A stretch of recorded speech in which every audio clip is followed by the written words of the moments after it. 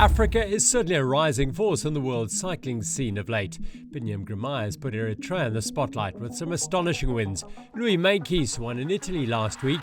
Ashimoman Passio, Greg Minnaar and Alan Hatherley are consistent contenders in their various disciplines. But long before many of them were even born, an African cyclist was making his name for himself on the world mountain bike scene. Namibia's MANNIE Heymans won the first Absa Cape Epic alongside Karl Platt. He also triumphed in the first Trans-Alp mountain bike race. MANNIE was a regular on the World Cup cross-country circuit and went to 3 Olympic Games and 4 Commonwealth Games. MANNIE is still active in Namibian cycling, but not as a rider. Here is the story of the man known in his heyday as Mr. African, MANNIE Heymans. Born in Krugersdorp, South Africa, 1971, and then like every South African youngster, I was playing rugby. And then we moved to Namibia in 1984, had some issues with the rugby coach here, and at the same time they staged a cycling event that I took part, like it was actually one of the first ones ever in Namibia. And I won it, and I mean that was just a switch that made me change from rugby to cycling. And like I said, that's in '84, and then some of the bigger events that started here was in 1986, our current Nedbank Cycle Challenge. Back then it was called the Swabank Cycle Tour. I think we had like 35 participants and came 4th there as a juvenile, so like an under-16 rider.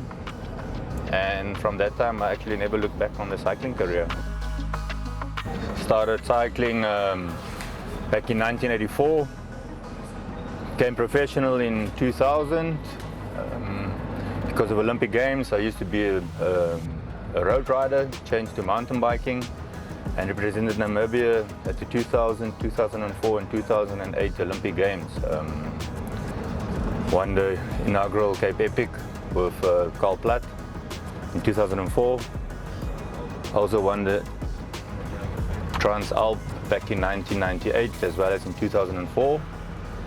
And yeah, you know, professional career can't be there forever, so started the bike shop, and now proud owner of MANNIE's Bike Mecca with a shop in Windhoek and a shop in Swakopmund. I think for every professional sportsman it's difficult to make the switch or make the call of when is enough. Because I was in the cycling industry, so I mean I had cycling background and I was working in the bicycle shop in Germany while I was riding professional there. So I then started my own bike shop here, MANNIE's Bike Mecca. I missed a couple of Cape Epics in between because I was just focusing on the bike shop. And only the last 2 years I managed to do some riding again, you know. Riding Grandmasters last year with Custom Racer. And yeah, riding the mixed team in 2022 with Genevieve Weber, actually winning the mixed category.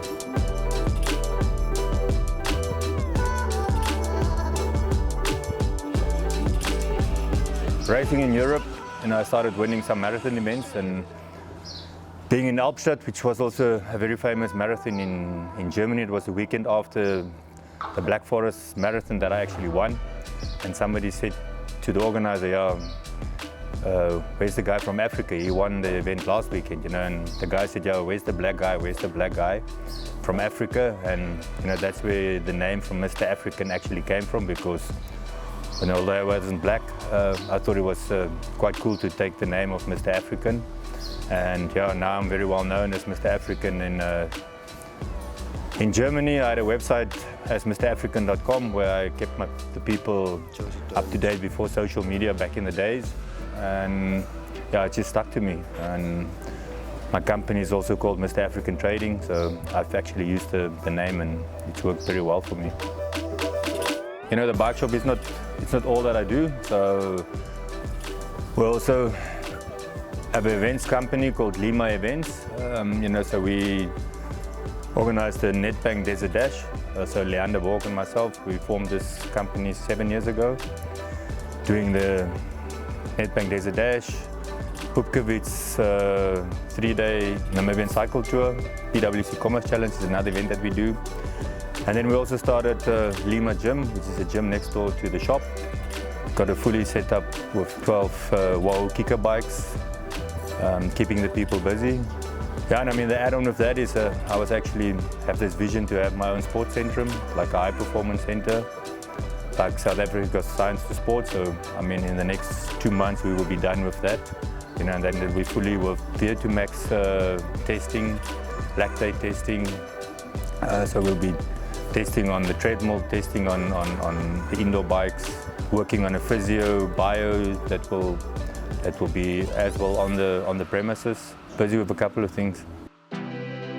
After school I went studying, like all normal kids. I mean I wasn't too bad at school, but after a month and a half I decided that's not for me, and called my folks telling them that I'm going to stop this, and my mother just said never tell me that you'll regret it.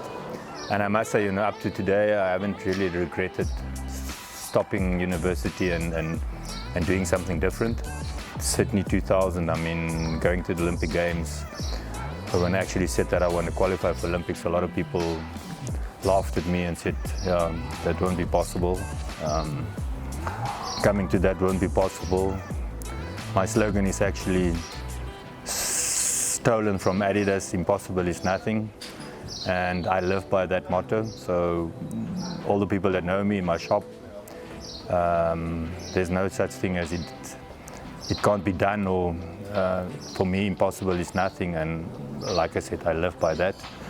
Now just being at the bike shop and seeing happy customers, that actually gives me a kick, to be honest. So I was riding BMX as a kid, so I think the technical I added it from a young age. And then doing road cycling, I mean, that took a lot of training. And back then I felt that the mountain bikers weren't training as much.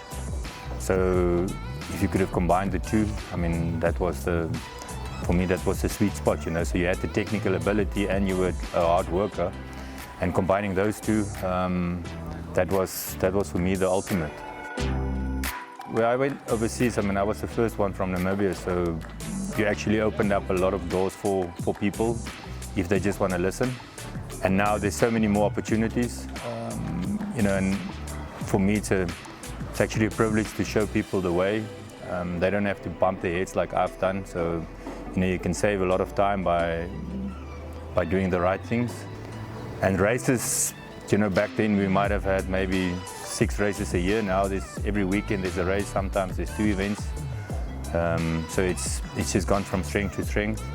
I've been president of the Namibian Cycling Federation, I think, for 4 years, and I mean, I've then brought that also to a next level, made some changes for the federation to start making money, run it as a business.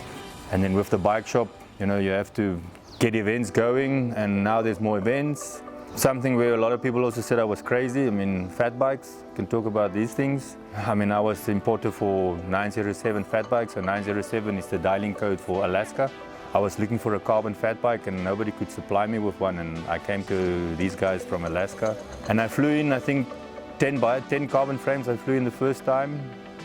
And 3 weeks later I phoned the guys and said I want 10 more. I mean, and the guy said, are you real? Are you crazy? Or I mean, it's like a lot of money, but I mean, then I've already sold the first 10, so I could see that there was a niche market for that, especially in Namibia with, at the coast we've got the dunes, and again, we generate something for the people to ride. And not long, I mean, I brought in a container of fat bikes from Taiwan, direct from the factory. And somehow I sold them. I mean, it was a crazy idea at the time, but I believed in it. And we went to the Snow Epic. I took some of my customers to the very first Snow Epic in Switzerland.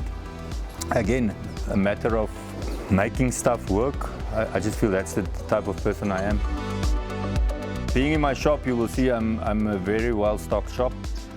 So there's no such thing as we don't have it. I mean, new stuff and my stuff, they understand if they say to somebody we don't have it, there's chaos in the shop. So we'll make a plan, So, and that's just, again, I mean, that's the motto I live by. So if I don't have it, I will try and get it. I will make a plan, and even if I have to strip a bike or strip 2 bikes to make 1 bike work, so that's what I live by. And I mean, I like helping people. I mean, sometimes I ask myself why. It's you open up a can of worms, or you put yourself in some issues. But you know, at the end of the day, if you lie in bed and you think, yeah, there's another happy person, so I mean, that's actually worth my while.